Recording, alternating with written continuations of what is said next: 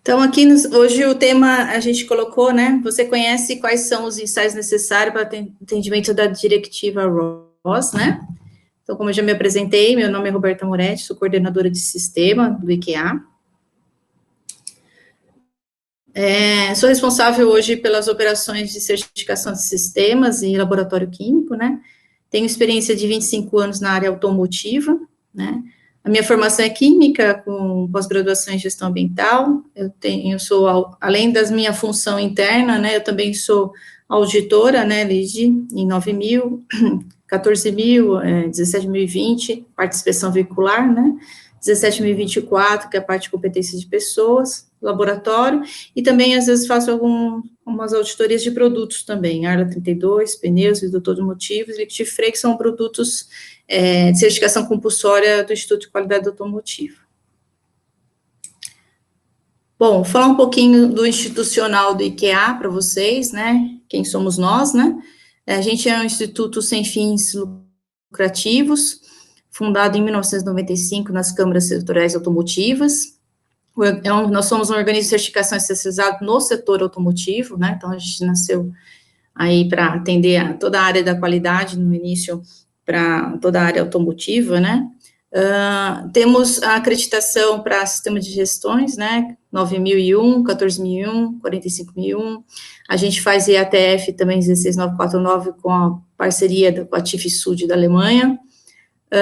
Temos também a área de produtos, né, compulsórios, do Inmetro, né, pneus, rodas, material de atrito, vidros, baterias, Arla 32, componentes de motocicletas, terminais de direção, amortecedores, lâmpadas, e etc.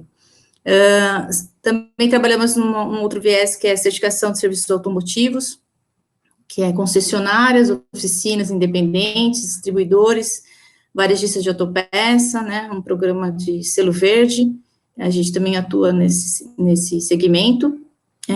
Temos também um outro serviço, que é treinamentos presenciais, online e EAD, né, nas ferramentas da qualidade automotiva, aí a gente engloba tudo aí, PIPAP, APQP, FEME, MCA, CEP, né, gestão de riscos, CQI, Six Sigma, logística, aí a gente também tem os treinamentos de interpretações das normas, né, que a gente faz a certificação, 9.001, 14.001, e também temos o treinamento de Lead Assessor para 9.001 e a 14.001 também. A gente tem um outro serviço, que é publicações técnicas, né, dos manuais da VDA, agora também da FEMEA, EAG e VDA, e guias práticas de logística, né. Laboratório químico, onde eu sou responsável, hoje eu coordeno um laboratório de Sorocaba, né, esse laboratório, ele nasceu em 2014, para atender os nossos clientes, né, no foco de certificação de produtos, né, a realização de ensaios de Arla 32, líquido de freio, líquido de arrefecimento, baterias, pilhas, agora a gente fez recentemente alguns testes para álcool, líquido e gel também, a gente também faz análise lá. Mas no finalzinho eu vou explanar um pouquinho mais sobre os nossos serviços dentro do laboratório químico. Bom, hoje o conteúdo aqui que eu vou apresentar é uma introdução sobre o que é a diretiva ROS, né, como que a gente vê o setor automotivo, quais as substâncias e componentes que essas substâncias podem estar, né, e os ensaios químicos seria o que hoje o laboratório do IQA poderia estar oferecendo como serviço para essa diretiva.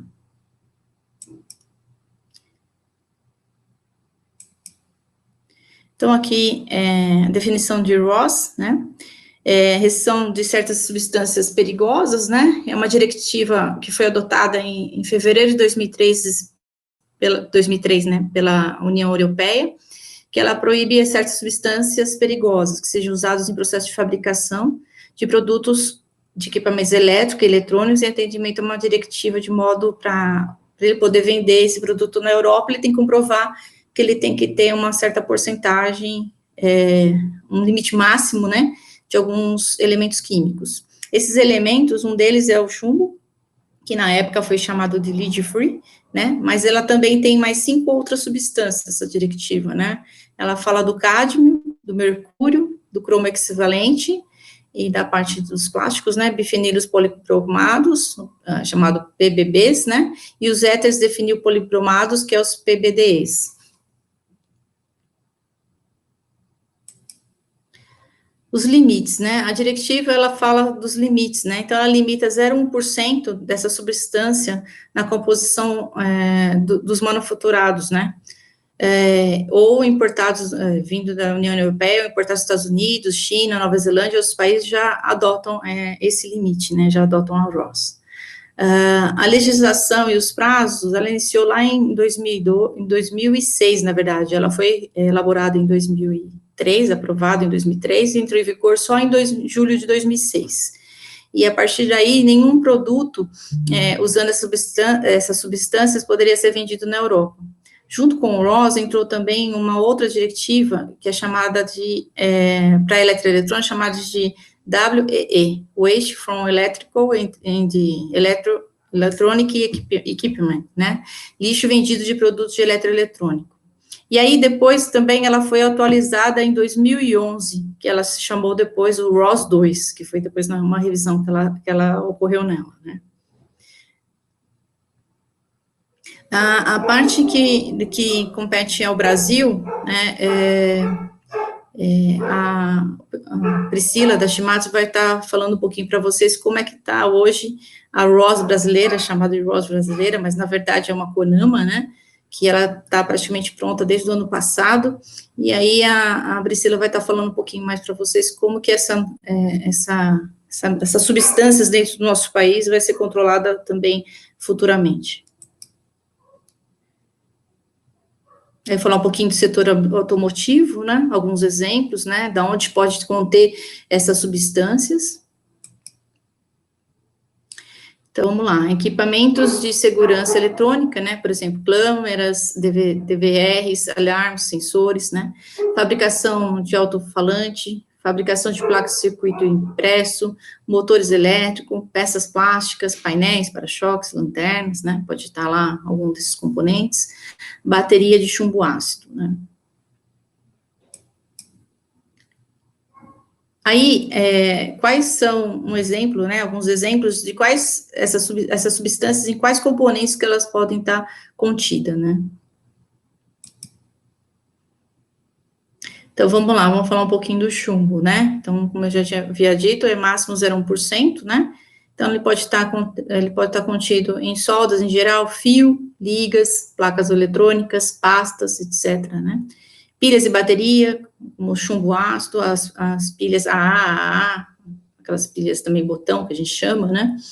Componentes eletrônicos, componentes metálicos, então o chumbo pode estar presente como exemplo nesses materiais. Mercúrio, máximo 0,1% também, ele pode estar contido nas baterias, tintas e pigmentos, placa de circuitos montados, soldas, sensores de posição e peças plásticas. É tudo exemplo, tá, pessoal? O cádmio, né, aí a tolerância dele é um pouco mais restrita, é máximo 0,01%, ele pode estar contido em acabamento de superfícies metálicas, bateria, tintas e pigmentos, componentes de tinta, né, principalmente na cor amarela, ímãs, PCB, que é aquele policlorobifenilas, né, que é o óleo do transformador, e o painel voltaico. O cromo equivalente também é máximo 0,1%, ele pode estar contido em embalagens, peças plásticas, parafusos, porcas, chapas banhadas em cromo equivalente, capacitor, baterias, acabamento de peças metálicas, componentes de tratamento superficial de desencagem. Agora, as bifenilas, né, polibromadas, é máximo 0,1%, né, tudo com componentes plásticos, né, peças plásticas, retardante de chama de peças plásticas, bastante importante, tampas plásticas, transformadores e capacitores também, a peça plástica dele. O PBDE, que é o éter de fenílicos polibromados, é máximo 0,1%, ele pode estar contido em componente metálico, peças plásticas, retardantes de chamas e peças plásticas, tampas plásticas e transformadores e capacitores.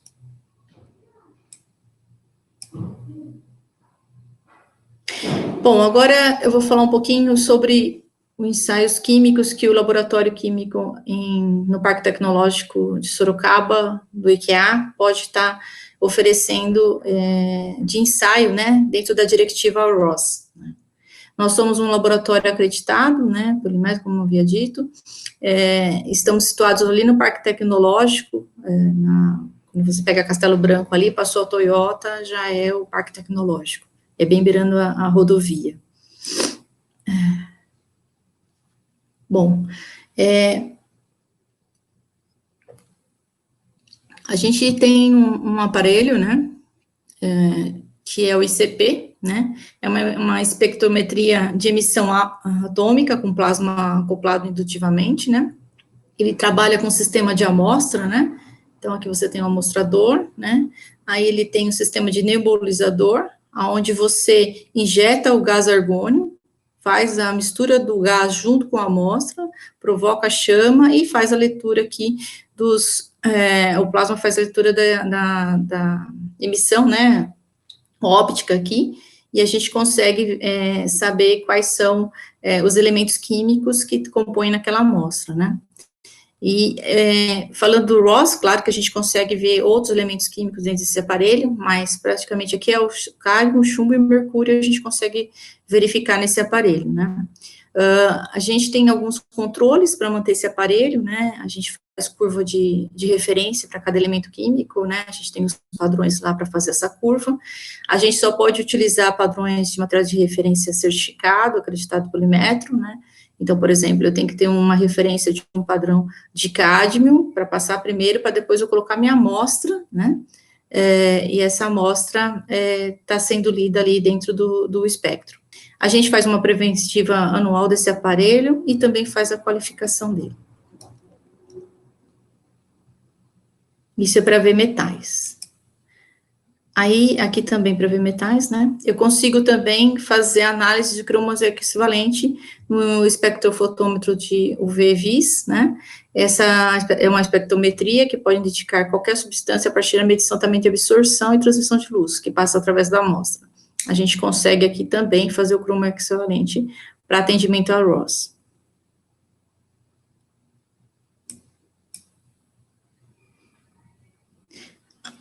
Outros ensaios também que a gente consegue estar fazendo dentro do nosso laboratório, baterias e pilhas, nós somos acreditados, né, na 17025 pela CEGECRA do Inmetro, líquido de arrefecimento a gente faz também dentro do laboratório, Arla 32 a gente também é acreditado pela CEGECRA do Inmetro, líquido de freios a gente também é acreditado, álcool de líquido em gel, que eu falei que a gente está fazendo também com o foco de não para validação de um produto inicial com a Anvisa, e sim para controle de qualidade, por exemplo, de fabricantes ou até de distribuidores, né, que compram esse álcool líquido de gel, para ver se ele está dentro dos parâmetros que se pede lá dos 70%, né, de GL lá, do álcool gel, se ele está dentro das características que a Anvisa pede como controle de qualidade desse produto. A gente também consegue fazer determinação de metais também em lubrificante e graxas.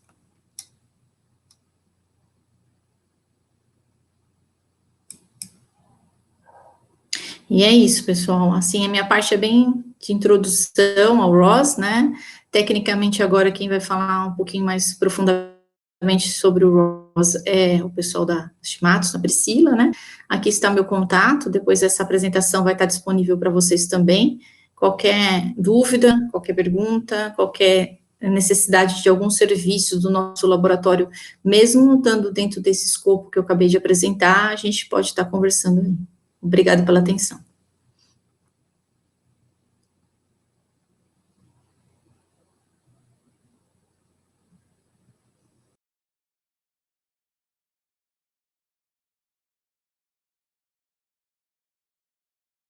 Agência de mercado da Shimatos do Brasil.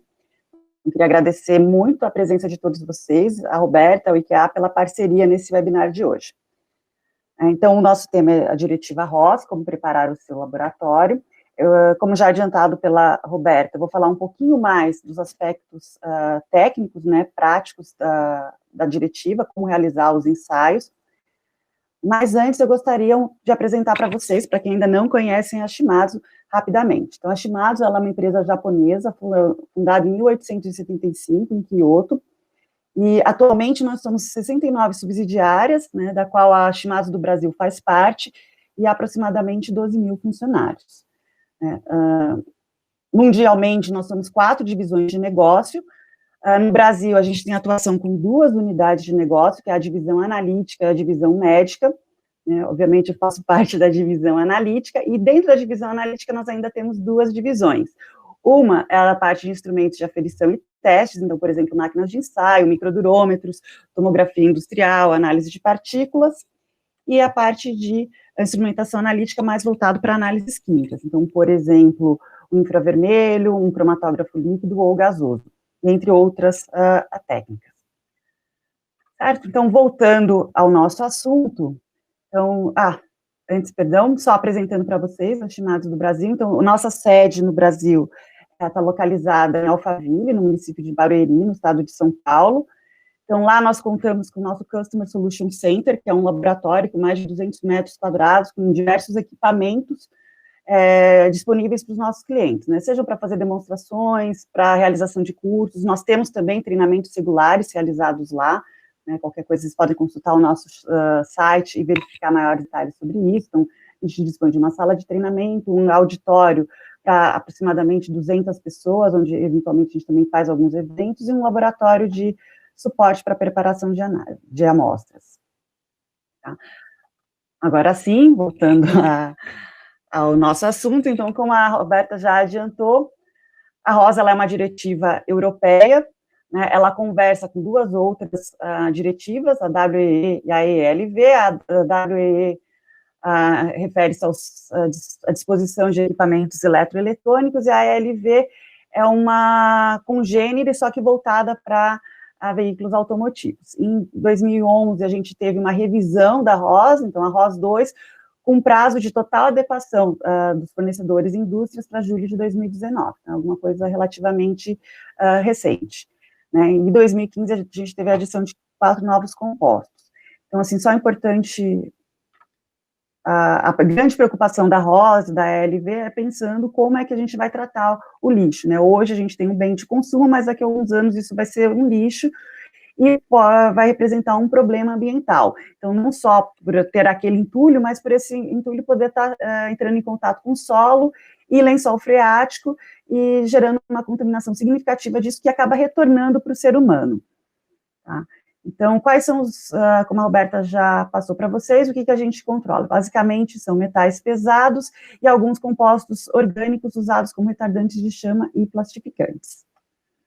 Certo? E aí ela mencionou a ROS brasileira. Então, assim, o que a gente observa o movimento ele começou na Europa, mas a gente já tem outras legislações, né, que a gente chama como ROS-like, em outros países, com parâmetros muito parecidos com a da União Europeia. Então, a gente tem lá os mesmos compostos e concentrações parecidas para realizar o controle. No Brasil não é diferente, a gente já tem há algum tempo um grupo de discussão no Ministério do Meio Ambiente, tratando sobre, então, uma legislação parecida. O texto, ele está pronto, até onde a gente teve acesso, só que ele ainda não foi promulgado, então a gente está no aguardo, né, não dá muito para a gente dizer quando é que vai ser, mas em breve a gente vai ter a ROS brasileira, né, uma legislação muito semelhante. E, a princípio, são os mesmos, bem, lá, só lembrando, lá a gente tem a ROS, a WEE e a ELV. Aqui no Brasil, isso tudo está sendo misturado, né, e vai dar origem a uma única legislação. Então, compreendendo a parte de veículos, eletroeletrônicos e assim por diante. Tá? Então, a gente está, assim, no aguardo de maiores detalhes de como é que vai ser feito esse controle e quais são os limites da ROS brasileira. Tá? Hoje, além da ROS, talvez não seja parte do escopo de vocês, mas a gente já tem algumas premissas na nossa legislação. Então, no que tange as compras públicas, né, quem quer fornecer para o governo brasileiro, tem lá alguns requisitos, e entre esses requisitos, a gente tem que os produtos, eles tenham compliance, né, eles atendam aos requisitos da RoHS europeia. Então, assim, por mais que a gente não tenha uma legislação, a gente já tem, assim, algumas demandas internas. Então, por exemplo, compras públicas, se eu quero fornecer parafuso para o governo, a gente tem que atender aos requisitos da RoHS. E, de forma informal, a gente também já tem algumas empresas trabalhando no Brasil atendendo a RoHS. Então, ou seja, porque exportam, né, se a gente exporta obrigatoriamente para o mercado europeu ou para algum outro mercado que tenha exigências parecidas, a gente tem que atender a RoHS, mas muitas empresas, como política internacional, então multinacionais, já aderiram à RoHS, por entender que isso é uma demanda, né, social, e por também entender que isso é um futuro inevitável, né, que hoje a gente não tem, mas daqui 1 ano, 2 anos, a gente não consegue precisar quando, mas isso vai ser uma realidade brasileira também. Tá, e aí, quais são os desafios quando eu penso em RoHS? Então, a gente pode pensar nos desenvolvimentos de novos produtos. Então, a RoHS, ela ficou conhecida como, no início, a lei da isenção de chumbo. Por quê? Porque antes a gente tinha, no uso em soldas, o uso de chumbo. E aí a gente teve que procurar, né, a gente não, inicialmente para o mercado europeu, outras formas, né, de solda que fossem isentas de chumbo. Então, esse desafio, ele é proposto para a indústria também. Então, eu tenho, talvez, um tratamento de superfície que está utilizando cromo hexavalente, que resulta num teor elevado no final do meu produto, eu vou ter que rever isso, vou ter que rever a solda que usa chumbo, e isso tem um custo de desenvolvimento de novos produtos. Então, produtos que sejam isentos desses produtos. A gente saindo um pouco dessa parte de desenvolvimento de produtos, a gente tem a rotina de análises químicas. Então, para muitas indústrias, isso não era uma realidade, né? Pensar em ter esses equipamentos no laboratório, ter analistas treinados para realizar essa análise e exercer uma análise crítica sobre esses resultados, né, a ponto de poder reprovar ou aprovar um lote de componentes. Então, isso também é um desafio. E a gente também poderia pensar na parte de investimento, né? A gente está falando em adquirir equipamentos, insumos, né? Como a gente vai ver, algumas técnicas, elas exigem alguns insumos e até mesmo algumas técnicas complementares. E a gente também pode ter esse desafio financeiro quando pensa em atender a RoHS. Então, vou tentar hoje, né, mostrar um pouquinho desses desafios e como atendê-los, pensando nas rotinas de análises químicas, né? Inevitavelmente, a gente tem um aumento de custos, e um outro ponto importante é o silent change, né? Então, muitas vezes, eu só monto, eu estou recebendo os componentes dos meus fornecedores e eu exijo que eles já me deem o produto certificado, laudado, que ele está em atendimento à RoHS. Mas o que pode acontecer é a pessoa lá te dá um laudo inicial, né, ela se habilita como sua fornecedora, mas ao longo do tempo ela tem mudanças no processo produtivo, pode ter mudanças até mesmo dos fornecedores dela, e alguma mudança pode ocorrer nesse produto sem que seja notada. Então, muitas empresas acabam adotando também uma análise de retaguarda, né? Então, eu estou recebendo do meu fornecedor, ele foi acreditado, mas eu estou realmente acompanhando ao longo do tempo se ele está entregando aquilo que foi prometido. Tá? Então, é uma coisa importante. Então, quando eu falo na rotina de análise, a primeira coisa é a gente dividir essas análises. Vocês viram lá, a gente tem um grupo que são metais e um grupo que são compostos orgânicos. Então, infelizmente, a gente não tem uma única análise que atenda a todas esses compostos. Então, o que a gente faz é separar o grupo de metais e o grupo de retardantes. Então, a gente, pensando nisso, a gente já sabe que vai ter mais de uma técnica para atendê-los. Né? E um outro ponto importante que a gente pensa é qual a precisão que eu vou ter dessas análises e qual a velocidade que eu vou ter nelas. Então, a gente pode ter análises qualitativas para realizar uma triagem, a gente pode ter as análises quantitativas. Por que é importante a gente pensar em análises qualitativas e quantitativas?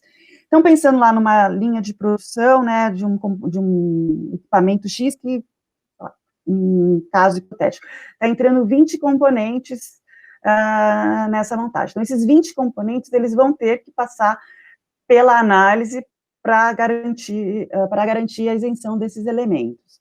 E desses 20 elementos, eu posso ter vários lotes deles entrando na minha linha de produção durante um dia. Então, dá para imaginar, né, o volume de análises que eu não vou ter para realizar. Então, por isso, nesse ponto é importante a gente conversar sobre análises qualitativas. Elas são análises não tão precisas, mas que me permitem, com bastante confiabilidade, aprovar ou reprovar um grande número de lotes. E ela me dá velocidade, em via de regra, elas também são muito mais simples e de custo inferior.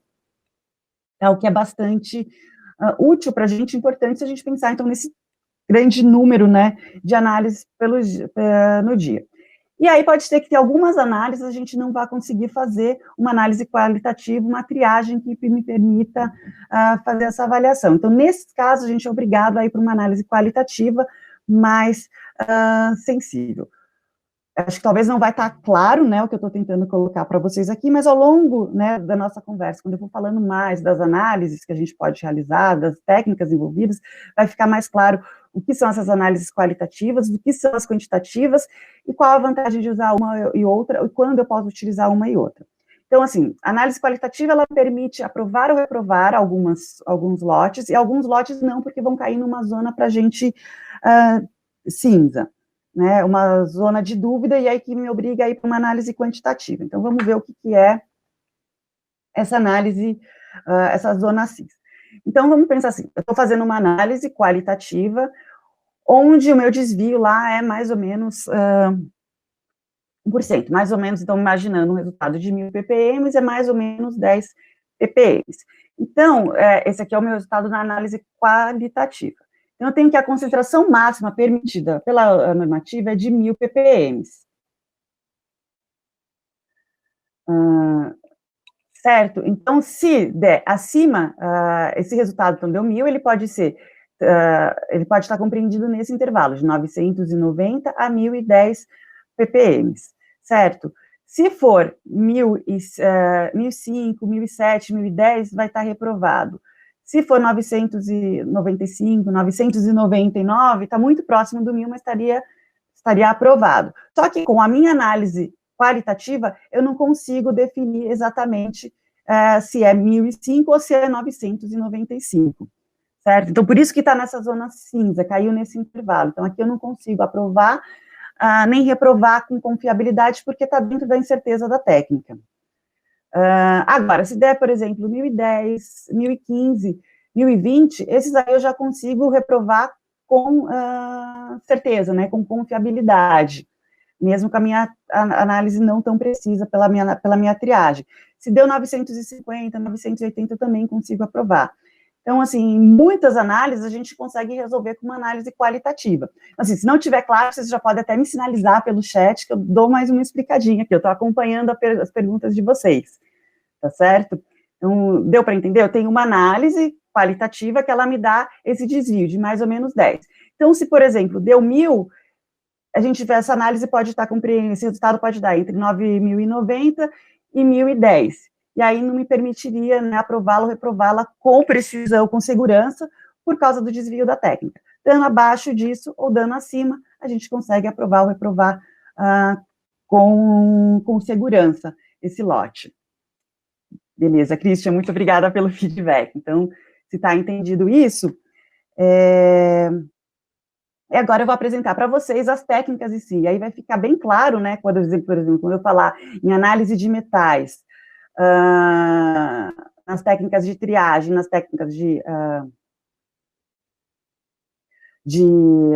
confirmação, né, por que é vantajoso a gente usar essas técnicas de triagem. Tá? Então, o que a gente utiliza para triagem? Tipicamente, a gente usa a fluorescência de raio-x, né, o EDX ou EDXRF, que é uma técnica que está baseada na interação da radiação na região do raio-x com a minha amostra. Então, quando eu incido o raio-x sobre a minha amostra, os metais, os elementos lá presentes, eles vão absorver essa energia e vão emitir energias características de cada elemento. Então, como essas energias, elas são características de cada elemento, essa análise, ela me permite identificar os elementos e, de acordo com a intensidade dessa emissão por parte do elemento, eu consigo ter uma ideia, né, eu consigo quantificar o quanto que tem desse elemento. Então, e por que eu utilizo essa técnica como uma técnica de triagem? Porque eu não necessito, via de regra, de preparação de amostra, né? Não me importa se a amostra ela é um sólido, um pó ou um líquido. A gente vai colocar num porta-amostra e vai fazer a análise, né? Então, sem a necessidade de fazer uma abertura de amostra, uma dissolução de amostra, eu consigo fazer a análise direta. Ela não é uma análise destrutiva. Eu consigo fazer muitas análises no curto período de tempo. Então, dependendo da análise, a gente vai fazer de 1 a 10 minutos por análise, né? Então, dependendo da precisão que eu preciso, do meu método, a gente pode ter essa variação de tempo, mas tipicamente é muito rápido. Além de fazer todos os elementos da diretiva, eu também consigo fazer uma análise de outros elementos, se for o desejo. Então, a técnica é bastante robusta. Se fosse do interesse de vocês, a gente conseguiria fazer desde carbono até o urânio. E eu tenho um range de concentração bastante dinâmico. Eu consigo fazer desde concentrações baixas, né, nível ppm, até porcentagem. Certo? Então, o que eu estou dizendo para vocês é que nessa técnica eu consigo, né, fazer a análise sem uma preparação de amostra. Eu vou pegar lá o meu parafuso, vou colocar num porta-amostra, meu capacitor, o que for, o meu pedaço de polímero, vou colocar nessa máquina, e ela, em poucos minutos, vai fazer um screening do que tem e vai me dizer mais ou menos em que concentração eu tenho.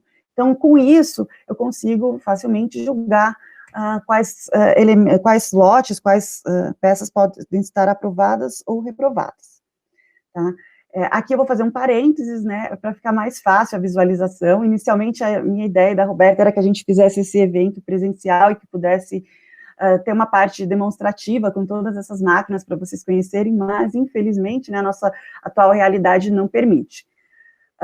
Como também se trata de webinar, a gente não tem tanto tempo, em especial para essa máquina, a gente vai ter uma demonstração, que eu pedi para a especialista da Shimadzu filmar no nosso laboratório, mostrando como é que é o uso dessa máquina, tá? Então, acho que, assim, o vídeo vai falar muito melhor do que eu aqui para vocês. Certo? Então, a gente retoma ele lá no final da minha apresentação. Tá, e aí, a minha peça, ela foi reprovada. Quer dizer, foi reprovada, não, ela caiu naquela zona cinza, eu não consegui nem aprovar, nem reprovar. O que eu posso fazer? Então, a gente pode partir para técnicas mais precisas. E aí, quais seriam elas? A gente tem para todos os metais, com exceção do cromo hexavalente, a possibilidade de usar absorção atômica e ICP, né, a emissão atômica por plasma indutivamente acoplado. E para o caso específico do cromo hexavalente, a gente pode utilizar a espectroscopia de absorção atômica, um UV-Vis, né, na região ultravioleta visível, especificamente para o cromo hexavalente. Então, assim, somente retomando, para todas essas técnicas, é obrigatório uma preparação de amostra. Então, independente de qualquer uma dessas três que você vai utilizar, a gente tem uma etapa custosa de preparação de amostra. Então, o que é essa preparação de amostra? Eu tenho meu polímero, eu tenho meu parafuso, eu obrigatoriamente vou ter que dissolver isso, né, fazer com que essa peça se torne uma solução, para poder analisar por qualquer uma dessas técnicas. Então, aí eu já tenho provavelmente ou de uma chapa de aquecimento, ou de um sistema de micro-ondas para fazer a digestão, eu tenho a utilização de ácidos. Então, quando a gente falou lá naqueles custos, nos insumos que a gente poderia precisar, eu estou falando, por exemplo, desse tipo de coisa. O que é a absorção e o ICP? ICP, eles são técnicas, né, de análise elementar, onde eu posso analisar essencialmente metais pela absorção atômica. O ICP, ele me permite a análise de alguns não metais também. Então, eu vou pegar a minha solução, assim, falando brevemente, né, o princípio deles, eu vou pegar os meus metais, os meus elementos em solução, e vou expor a uma fonte de calor. Então, a absorção atômica pode ser a chama, ou pode ser um forno de grafite, né, o calor gerado pela resistência à passagem de corrente pelo forno de grafite, ou no ICP, o calor gerado pelo plasma, que no nosso caso é argônio ionizado, tá? E aí essa temperatura vai ser suficiente para promover a atomização desses elementos e levá-los ao estado gasoso. Então, lá na minha solução, eu vou ter esses elementos hidratados, né, pelo solvente, tipicamente a água, eventualmente ligado a algum outro composto, associado na forma de clusters. Isso não pode acontecer. Então, por isso, eu forneço energia para que ele vá para o seu estado atomizado, não só atomizado, mas estado atomizado gasoso, porque nesse estado, o elemento está apto a receber energia, absorver essa energia e emitir radiação no seu comprimento de onda característico. Então, no absorção, a gente não tem energia suficiente, nem na chama, nem no forno de grafite, para que ele absorva e emita energia. Então, a chama e o forno de grafite, é o que a gente ilustrou aqui, ele vai ser suficiente para promover esses excessos. E aí eu vou ter uma fonte de radiação exterior, que são as lâmpadas de cátodo oco, que vão emitir, elas são características para cada elemento, ela vai emitir radiação no comprimento de onda característico de cada elemento. Eu vou ter, por exemplo, uma lâmpada para sódio, uma lâmpada para, no nosso caso, por exemplo, uma lâmpada para chumbo, uma lâmpada para mercúrio e assim por diante. Então, essa lâmpada vai emitir a radiação sobre a minha amostra já atomizada no estado gasoso. A amostra ela vai absorver alguma coisa, o que não for absorvido vai ser direcionado para o monocromador e vai ser quantificado através do detector. Aí, com isso, eu consigo, então, pela intensidade que foi absorvida, ter uma estimativa da concentração do meu elemento. No ICP, a gente está trabalhando com plasma, com uma temperatura muito mais elevada, então eu consigo promover todos esses processos dentro do plasma, né? Eu gero um átomo no seu estado gasoso, mas também consigo ir além. A energia térmica é suficiente para promover a excitação, e aí os átomos, eles absorvem e vão emitir luz. Essa luz é captada por um espectrômetro e, de novo, a intensidade da luz emitida, ela é proporcional à concentração do elemento na solução, certo? E aí, obrigatoriamente, eu tenho que ter curvas de calibração, então eu tenho que ter referências para os dois equipamentos, para que eu consiga ter uma estimativa da concentração deles. Então, uma coisa que eu não precisava lá na minha técnica de triagem. Eu posso trabalhar com curvas de calibração no EDX? Eu posso, mas eu posso trabalhar com técnicas de screening, onde eu consigo, com bastante confiabilidade, alguns resultados, e que eu não preciso ter necessariamente um método quantitativo. Aqui é obrigatório. Então, eu tenho que ter uma preparação de amostra e eu tenho que ter uma curva de calibração. Então, dá para imaginar aqui que, por mais que a leitura, por exemplo, no ICP, uma triplicata, eu consiga obter em mais ou menos de 45 a 1 minuto e meio, a minha etapa de preparação de amostra, né, ela é muito morosa, tanto em tempo quanto em custos. E ela também é muito crítica, né? Quando a gente vai pensar nos possíveis erros nessa análise, a gente tem, por exemplo, de 90% a 99% dos erros provenientes das etapas de preparação de amostra.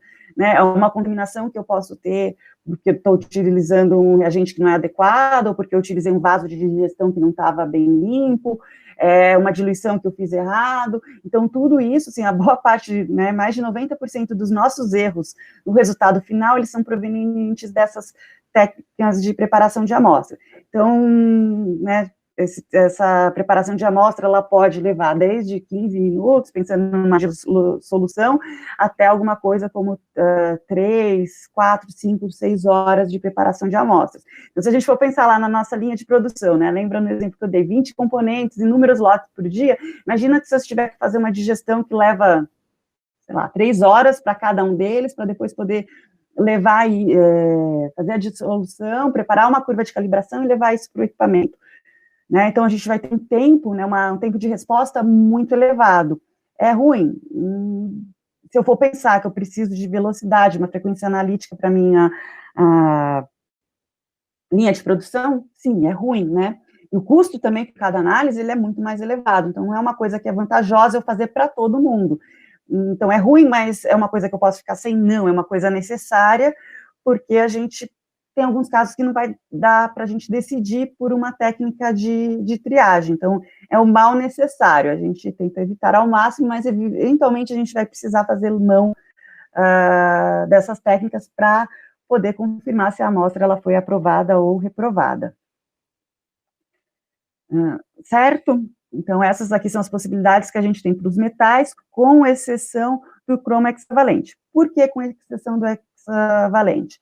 Porque nessas técnicas eu estou vendo o metal total. Quando eu falo em cromo hexavalente, a gente está falando de uma espécie específica. O cromo ele poderia se apresentar na sua versão trivalente ou na sua versão hexavalente. A trivalente ela não ocasiona tantos problemas quanto a hexavalente.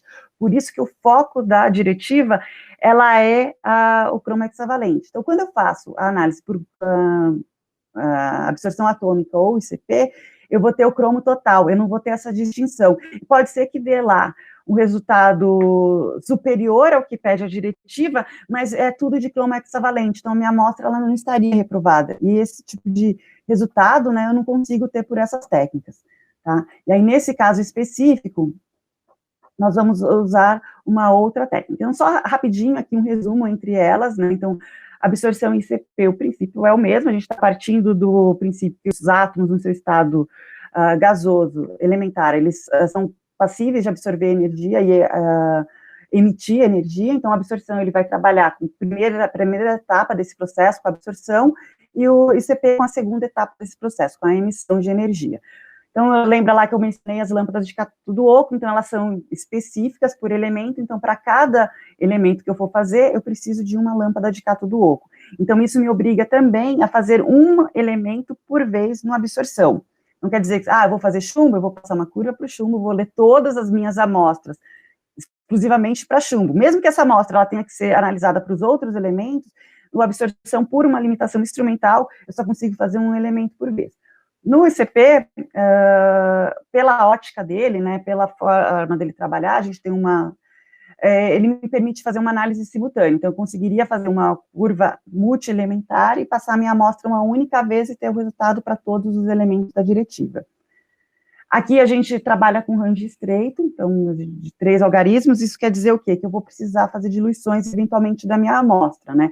Então a gente trabalha mais ou menos por volta de ppm, se eu tiver ppm mais alta, porcentagem, obrigatoriamente eu vou ter que diluir para trabalhar no absorção atômica. No ICP, não. Infelizmente, a gente não tem tempo para discutir muito essas peculiaridades de instrumentação, mas eu consigo trabalhar no ICP desde ppb até porcentagem, graças à instrumentação dele, sem precisar de diluições ou preparações de amostras diferentes. O custo inicial, quando a gente pensa na aquisição da máquina, a gente tem um custo baixo, relativamente baixo, a médio, dependendo se você quer colocar um forno de grafite ou automatizar alguma coisa na sua máquina, isso pode subir um pouquinho, mas, via de regra, é um custo baixo. Agora, no ICP, a gente já está falando de um custo médio-alto.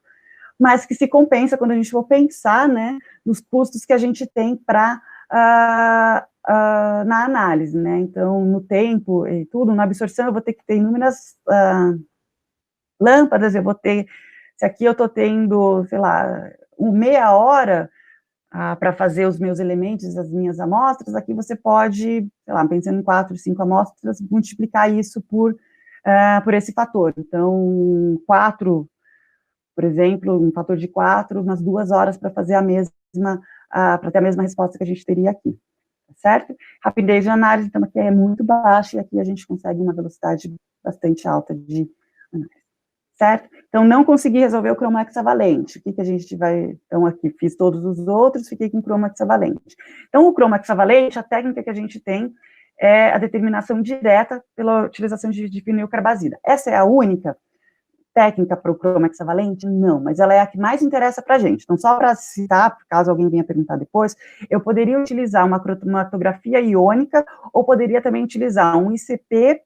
Só que lá, o que eu mostrei para vocês agora foi um ICP-OS, que geralmente o pessoal chama ICP óptico, mas eu poderia ter um ICP acoplado com um detector de massas.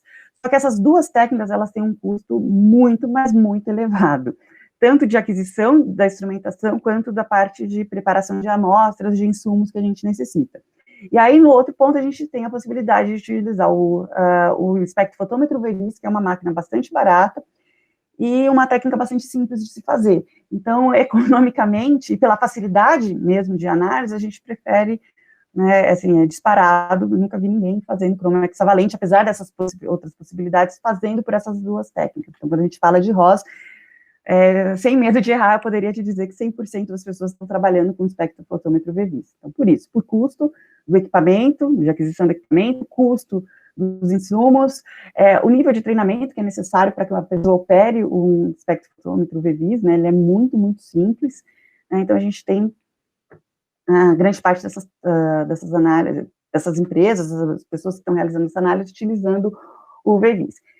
Então, o VVIS é um método indireto, então se eu pegar uma solução de cromo hexavalente, eu não consigo ler ela no meu espectrofotômetro, o VVIS, mas eu posso reagir ela com alguns compostos, então no caso de fenilcarbazida, sobre algumas condições, e isso vai me dar um composto de coloração rosa, né, que é o que a gente tem aqui. Então, eu tenho a difenilcarbazida reagindo com cromo hexavalente, ela é específica, ela reage com o cromo hexavalente, não reage com o cromo trivalente, resultando nesse complexo de transição que tem a coloração rosa.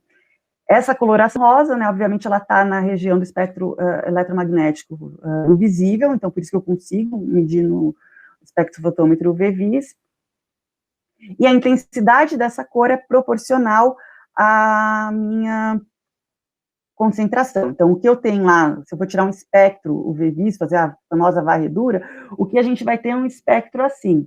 E a intensidade desse pico, ela é proporcional à concentração. Então, quanto maior esse pico registrado, maior a concentração. Então, aqui, novamente, eu vou ter que fazer uma curva de calibração, então, dá referências. Um pico de intensidade tanto corresponde a uma concentração de 10 ppm, uma intensidade tanto a 50 ppm, e assim por diante, até construir uma curva de calibração, que me permita, então, pegar a minha amostra, analisar no espectrofotômetro e, com o auxílio da curva de calibração, dizer o quanto eu tenho de cromo nessa análise. Aqui, de novo, a gente vai ter preparação de amostras, não necessariamente eu vou precisar fazer a digestão total, nesse caso a gente trabalha muito com técnicas de extração a quente, então coloca a amostra em água ou em água acidificada durante um tempo, em uma temperatura controlada para que seja feita a extração. Então, isso tem que ser muito bem controlado, né, porque se eu deixo mais tempo, menos tempo, né, se eu deixo variar de 10 graus, né, o que seja, isso já interfere na efetividade do processo de extração e na referência que eu tenho para analisar, o resultado, tá? Então, é um pouquinho mais simples, mas ainda assim é bastante delicado esse processo de preparação de amostras. É bem comum, aqui eu coloquei, então, a tonalidade depende da concentração, a gente utiliza, né, o VVIS para ter uma resposta precisa. Agora, o que muitas pessoas fazem também é utilizar os kits, assim como a gente tem para, por exemplo, aqueles indicadores de pH, eu poderia fazer aqui também. Só que lembrando que isso é altamente impreciso, né? No muito eu conseguiria julgar aqui os casos críticos, mas não conseguiria aprovar ou reprovar todos os casos, né? Então, assim, é mandatório a gente ter a análise confirmatória do cromo hexavalente. Certo? E aí, falando agora da parte orgânica, dos fitalatos e dos retardantes de chama bromados, a gente tem, né, graças a Deus, agora, um único equipamento capaz de fazer tudo, todos eles, né, e esse equipamento, o legal é que ele consegue também fazer tanto a análise qualitativa quanto a quantitativa. E aí, vocês podem ficar na dúvida, se eu tenho um equipamento que é capaz de fazer quantitativa e qualitativa, por que que eu faria qualitativa, né? Então, já vamos fazer a quantitativa para todo mundo. Mas, de novo, né, a gente tem a parte de preparação de amostra, de método, que acaba diferindo bastante e que nos torna atrativo ter essa possibilidade de fazer a análise qualitativa. Então, esse equipamento, ele é uma cromatografia gasosa, acoplada com espectrômetro de massas, então, só rapidinho, o princípio da cromatografia gasosa, a gente tem uma fase fixa, que a gente chama de estacionária, é a coluna. Essa coluna, a superfície dela é funcionalizada, então é um composto químico que tem algum grupo funcional importante para fazer a separação do nosso composto de interesse, então por isso a gente tem várias possibilidades de colunas cromatográficas, dependendo do composto, a gente vai lançar mão de uma coluna cromatográfica. Então, eu tenho a minha amostra solvente, ela vai eluir pela minha coluna cromatográfica, né, Minha fase móvel, nesse caso aqui, é o gás, então são compostos voláteis aqui. Vou fazer uma injeção, ele vai entrar em contato com o gás e vai eluir pela minha amostra. E aí, conforme os grupos funcionais que eu tenho aqui, pode ser que a minha amostra interaja mais ou menos com a coluna. Se ela interagir muito com a minha coluna, ela vai demorar mais para sair. Se ela interagir pouco, ela vai sair rapidinho. Então, um cromatograma, basicamente, é isso. São os picos de detecção desses compostos em função do tempo que ela leva para eluir na minha coluna, e que a gente chama de tempo de retenção.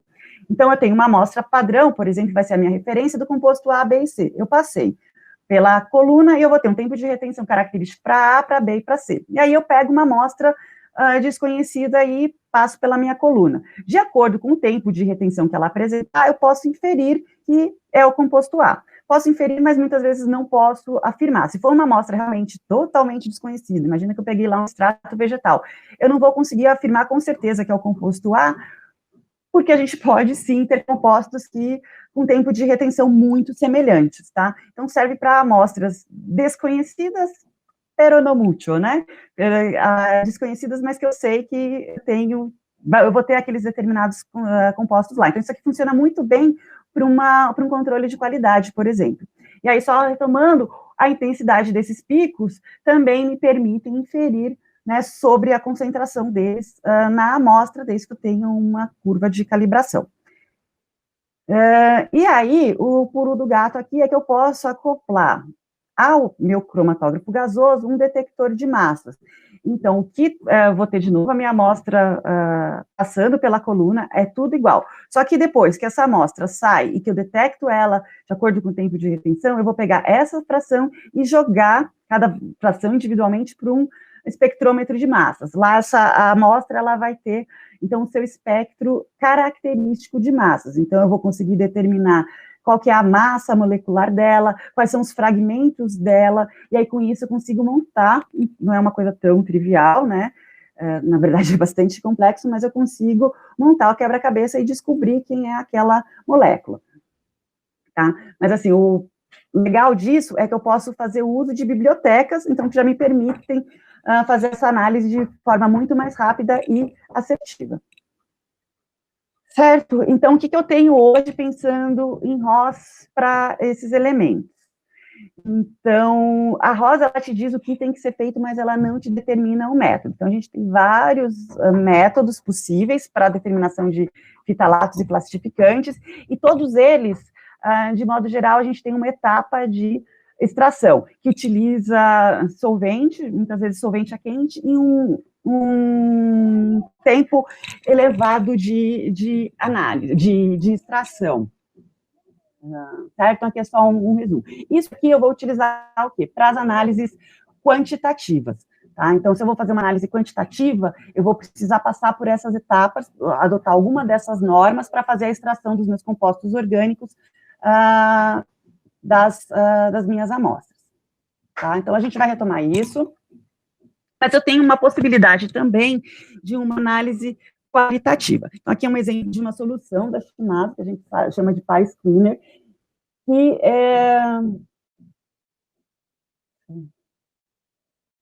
vou começar explicando por aqui, que a gente utiliza um pirolizador. Então, nesses casos que eu mostrei das normas, a gente está gerando uma solução. Eu estou fazendo uma extração a quente dos meus fitalatos, dos meus retardantes, e vou injetar isso no meu equipamento.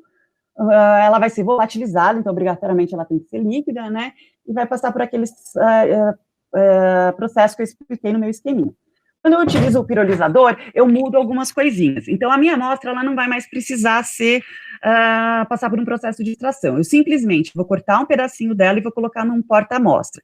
Esse porta-amostra eu vou colocar num dispositivo, que é o pirolizador, mas falando assim de uma forma grosseira, é um forninho onde eu tenho um fluxo de gás controlado e uma temperatura controlada lá dentro, que ela vai fazer a dissorção térmica desses compostos. Então, eu não vou precisar da etapa de extração. O calor e as condições controladas dentro desse pirolizador vai fazer com que essas substâncias que eu quero analisar, elas se desprendam e dessa forma elas vão ser direcionadas para a coluna, para que gere o nosso cromatograma e, posteriormente, o nosso espectro de massas, sem precisar daquela técnica, para aquelas técnicas de preparação de amostra.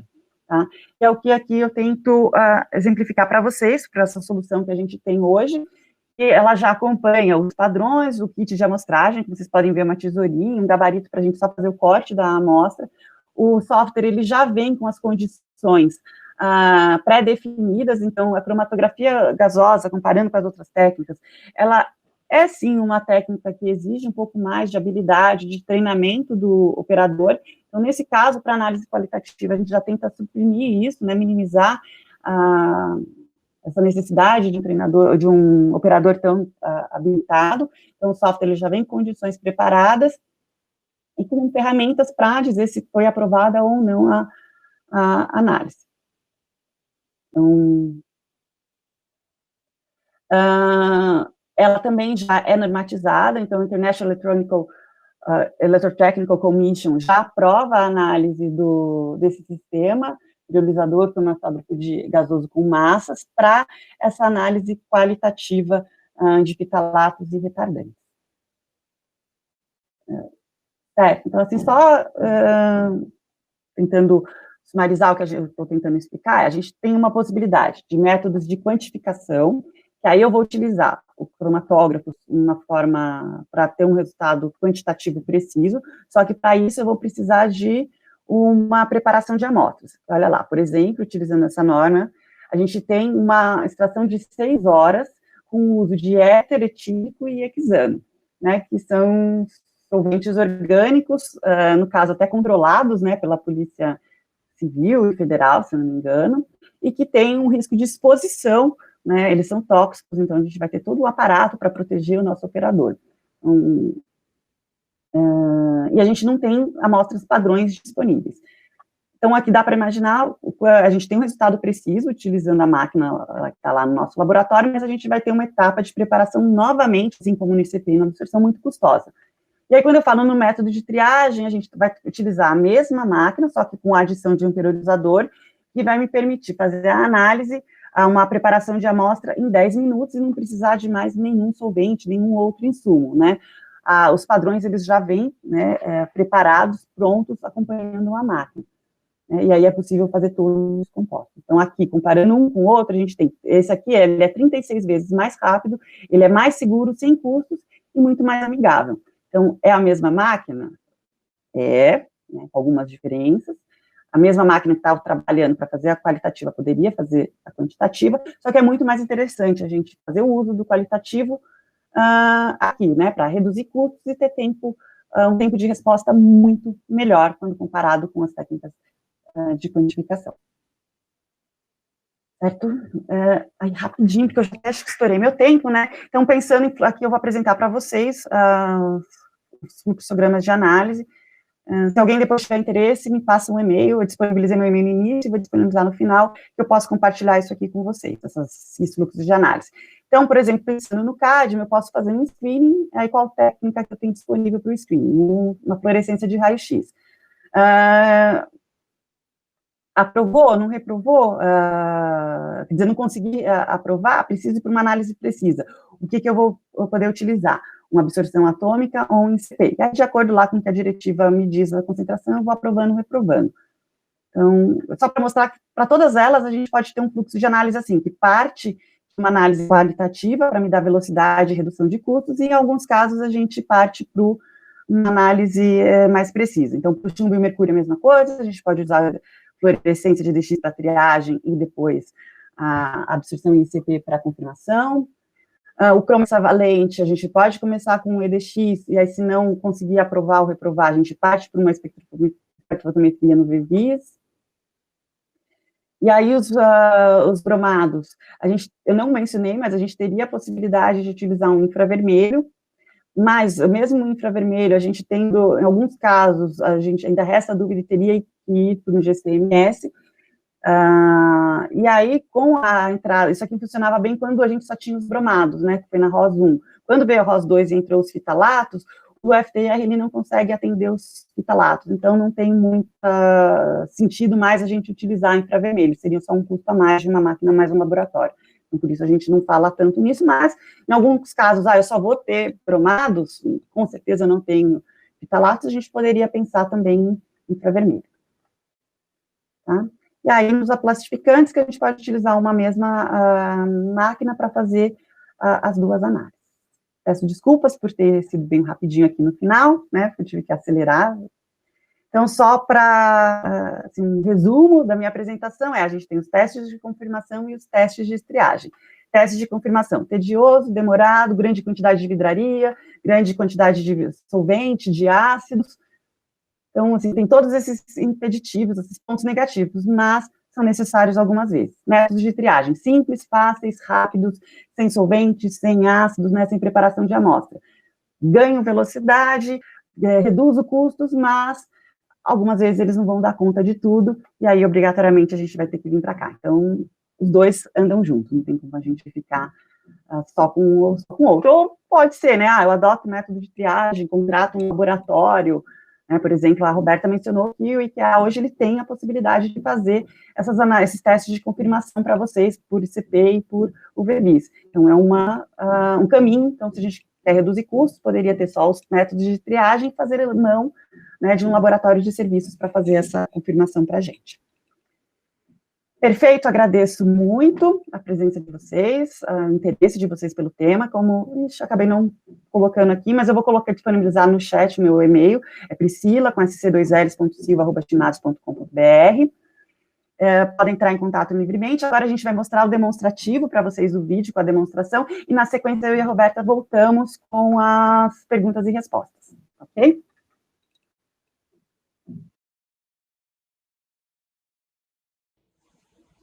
Olá, pessoal. Eu sou a Daniela Gimenez, especialista aqui da Shimadzu, da linha de raio-x. Eu vou apresentar aqui para vocês um pouquinho da máquina do EDX e as aplicações direcionadas à diretiva ROS. Essa aqui é a nossa máquina de EDX, a câmara de análise. Observem que ela é bem grande e cabem amostras de tamanhos amplos. Aqui é o nosso software, o software NAVE. Esse software é desenvolvido exclusivamente para trabalhar com ROS. O kit de screening para ROS contempla o software, um padrão com referências reportadas e um grupo analítico para os 7 elementos que a diretiva ROS controla, já com curvas de calibração pré-estabelecidas, ajustes funcionais e o desenvolvimento da metodologia toda. Eu vou fazer um teste para vocês aqui com 3 tipos de amostras diferentes. Uma das amostras é um corpo de prova que eu peguei de uma prática de ensaios mecânicos. Isso é muito comum, né? Laboratórios analíticos que trabalham com a diretiva ROS, dentro da indústria automotiva, por exemplo, elas vão compor, né, uma série de equipamentos e instrumentações para reportar seus dados. Então, a gente pode utilizar, por exemplo, um corpo de prova de um outro ensaio para a gente analisar aqui dentro do nosso equipamento. Além disso, uma outra peça genérica, por exemplo, uma molinha de espessuras finas, onde eu vou mostrar para vocês uma das funcionalidades da máquina, que é a de colimar um raio próximo à dimensão da área que a gente deseja analisar. Por exemplo, né, os anéis da mola. E um outro corpo de prova possível também é uma dessas cilindros de contenção, né, discos de contenção. Também uma área bastante abrangente, podemos analisar dos 2 lados da superfície. Essa área dessa amostra sofreu um tratamento. Então, a gente vai fazer o teste em cima de uma área que passou por um tipo de tratamento químico. Então, o primeiro deles, o corpo de prova do ensaio de tração. A gente tem uma câmera aqui, que fica dentro da máquina, que ela consegue posicionar para nós e indicar qual região da amostra a gente está analisando. Eu fecho a minha câmera, seleciono o meu método, e aqui o nosso kit screening exclusivo para ROS, ele tem 2 tipos de análises diferentes, grupos analíticos diferentes. Screening, que vai fazer uma varredura mais longa, permitindo que a gente tenha uma resposta um pouco mais precisa, e o Screening Fast, que é um método que existe para que a gente possa fazer análise mais rápida. Então, apenas para que a gente possa conhecer, eu vou selecionar metodologia Screening Fast, vou colocar o nome da minha amostra, posso escrever algum comentário,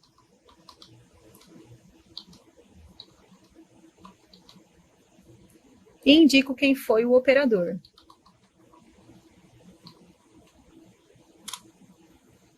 E Start.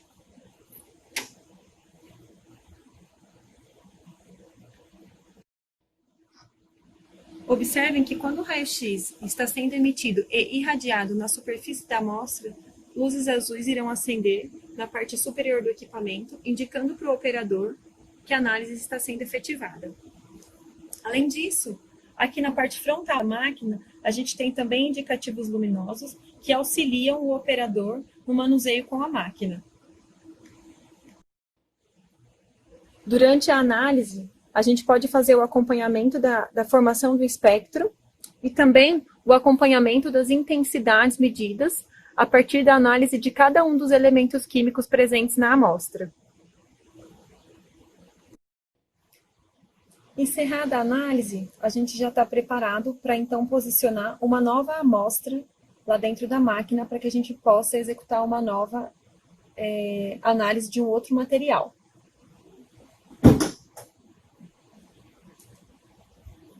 Para esse tipo de análise, a área de análise ela é menor, então a gente tem a opção de selecionar um outro tamanho de colimador, garantindo que o raio-x incida somente na área desejada.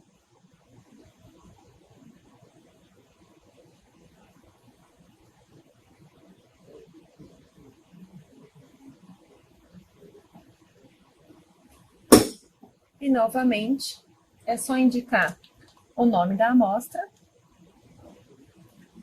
se for necessário um comentário e indicar quem é o operador.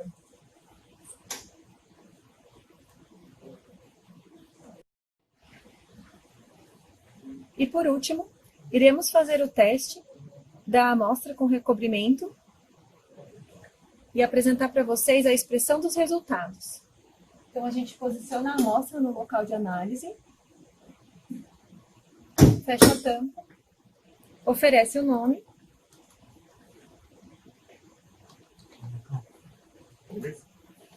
e pede para analisar.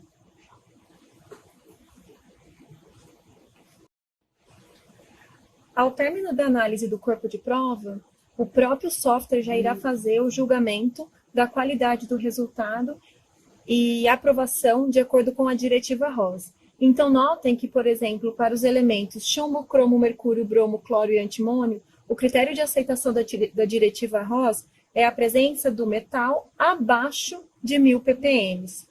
No caso de cádmio, é a presença do metal abaixo de 100 ppm. Nesse caso, para esse material desse corpo de prova, todos os critérios de aceitação estão ok e a amostra não apresenta nenhuma reprovação para a diretiva ROS. O critério de julgamento pode ser alterado de acordo com a necessidade de cada cliente. Em Screening Simple Settings, a gente escolhe a metodologia que a gente irá trabalhar e para a natureza de cada amostra, amostras plásticas, amostras de ligas aluminosas, ferrosas, amostras de liga de cobre ou estanho, podemos definir os intervalos de trabalho. Então, assumindo que os clientes irão querer trabalhar abaixo da diretiva ROS, podemos definir intervalos menores do que os intervalos que a diretiva controla para garantirmos uma análise mais conservadora e um resultado mais seguro. Dessa forma, a partir de agora, com essas alterações, o software passará a julgar de acordo com um novo valor de limite reportado por nós.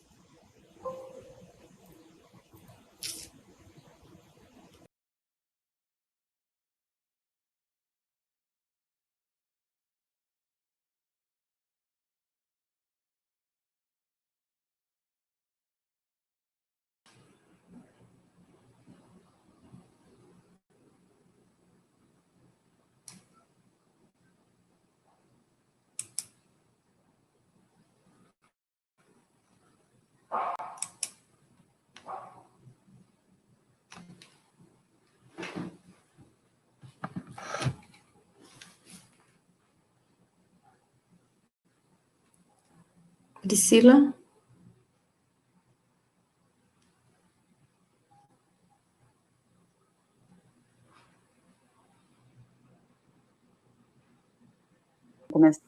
Vamos começar então a nossa sessão de perguntas e respostas. Berta? Oi, agora sim. Olá. Eu não estou conseguindo exibir a lista de perguntas. Se tiver alguma aí, você... Nossa, não estou conseguindo ver aqui. Tá, então vamos lá, eu vou guiando. Tá. Após a acreditação na diretiva, qual a periodicidade para fazer o monitoramento dos materiais e fornecedores? Se tiver alteração no projeto, né, tem que fazer. Né? Depende muito, né? A gente foi num cliente nosso, né? Falando um pouquinho aqui do nosso lado automotivo, né? E ele, anualmente, ele tem que fazer essa análise de ROS para poder exportar para a Europa, né? Então, vai depender muito do que do outro lado vai te pedir, né? Mas, geralmente, a cada ano ele tem que provar, né, uma miscelânea dos lotes dele, do produto dele, se ele está atendendo, mantém-se atendendo a diretiva, né? Que é um pouco diferente daquele MDS, né? O MDS, os materiais, as substâncias restritas, você declara num software, mas você declara, não te pede nenhum comprovante de laudo, nada.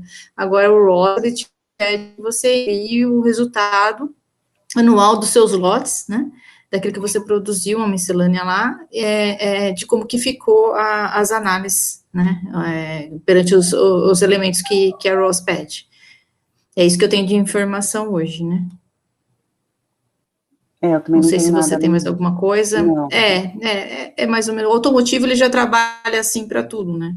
Então, assim, se você fez alteração no seu produto, né, ou alguma coisa, no produto, principalmente falando do ROS agora, né, eu mudei algum retardante de chama, eu mudei o fornecedor, algo que mudou na composição em si, você vai ter que fazer.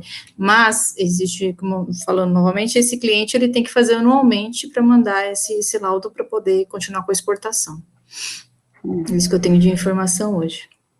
O que eu vejo, às vezes, são alguns procedimentos internos, né, porque, eventualmente, né, ou por descuido, ou às vezes má fé, o fornecedor, ele muda sim. E não avisa, não notifica e não entrega as novas análises. E aí, muitas empresas acabam tomando como uma medida de segurança realizar as análises periodicamente para ver se o que está sendo entregue foi realmente o que foi apresentado, foi acordado no começo. No automotivo, isso já é prática, né? Qualquer tipo de alteração no produto, você tem que pedir, se a peça for do cliente, você vai ter que pedir permissão para ele, e se ele te exigir uma análise dessa, você também vai ter que fazer a análise, né? Faz parte do processo. Mais algum? Temos. Infelizmente, a gente não vai dar conta de responder todas. Não vai dar muito tempo, né? Já passamos 15 minutos da... Eu falo demais. Eu tenho não, imagina. Foi excelente. Como engenheiro químico, posso ter certificação de auditor de ROS? Auditor de ROS. Assim, hoje o IKEA, ele não... Você pode ser uma pessoa que trabalha na análise do ROS, claro, né? Um engenheiro químico, né? Hoje o IKEA, ele não faz... não tem uma auditoria de ROS, né? O que a gente trabalha você é um auditor lead em qualidade, por exemplo, na ISO 9001, sendo engenheiro químico, pode, claro. E aí, se a empresa tiver isso como regulatório para ela, ou como uma das exigências do cliente dela, você vai ter que orar o ROS lá. Então, você vai agir como auditor dentro do contexto da empresa. Então, assim, não é um auditor de ROS, seria um auditor de qualidade que, dependendo daquilo que a empresa fornece, daquilo que o cliente dela lá fora vai pedir, a sua atuação dentro da empresa. E sendo um engenheiro químico, é bem mais simples de se fazer, né? Bem mais certeiro aí a sua auditoria, mas não existe auditor ROS, tá? A próxima é do Samuel. Na análise por EDX, o processo destrutivo é necessário? Por exemplo, um capacitor que possui várias camadas de materiais diferentes, plástico, metal, papel, soluções eletrolíticas, a energia de raio-x dispersada na amostra consegue fazer uma análise sobre todas as camadas internas do capacitor ou apenas a primeira camada exposta gera fluorescência para o detector? Samuel, ele consegue penetrar, tanto que é possível fazer análises de camadas por EDX, mas nesse caso, acho que o caso mais seguro, a forma mais segura seria realmente abrir o capacitor e fazer a análise de cada uma das camadas, tá? Para poder ter segurança.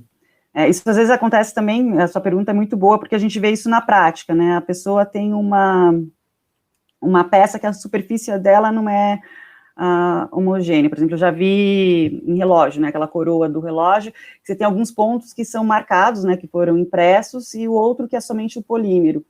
E como tem que ser a concentração na peça toda, então você não pode pegar um único ponto, né, porque se você pega onde está o pigmento ou onde está o polímero, vai ter diferença, então você tem que acabar configurando mais de um ponto de amostragem para que esse resultado seja significativo da peça como um todo. Tá, muito boa a sua pergunta, porque a gente vê isso recorrentemente. A amostra homogênea, né? Senão não consegue se fazer, né? Ter uma certeza. Tá ótimo. Vamos fazer mais duas e aí a gente encerra.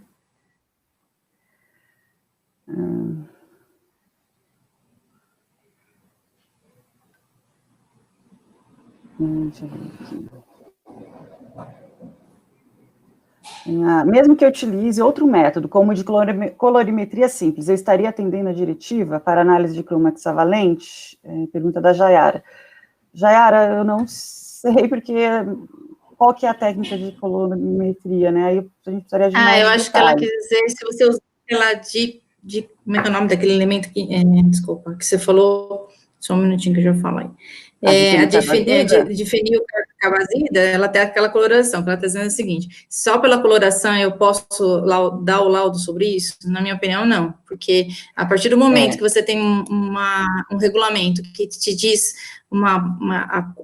te quantifica, você tem que dar a quantificação daquele elemento, ou 0, ou -1, né, não pode ser por cor, só por cor.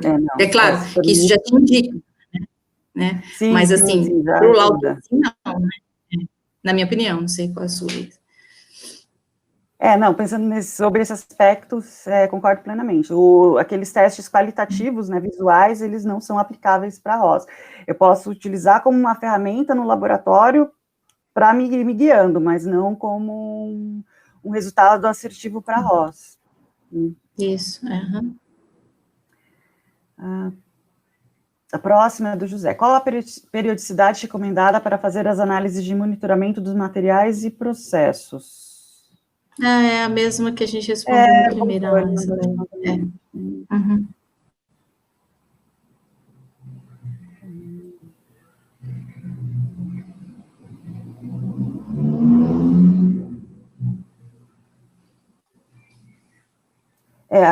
Eu estou vendo que as próximas me perguntam sobre o pirolizador, eu vou condensar em uma só, tudo bem?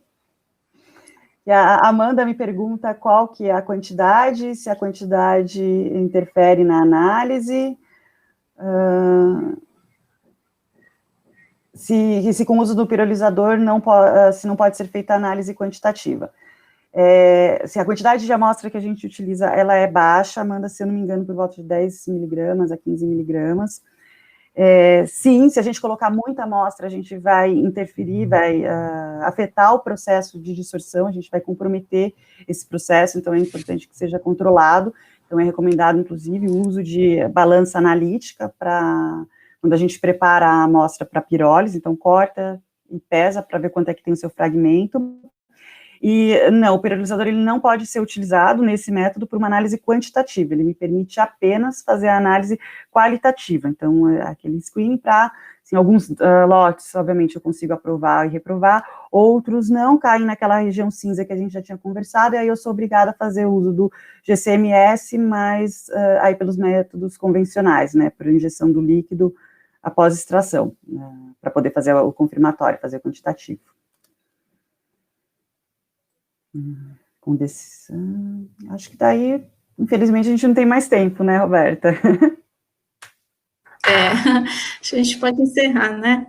Você quer fazer encerramento? Fique à vontade. Não, acho que assim, só retomando, gostaria de agradecer bastante ao IQA, a todos os participantes hoje.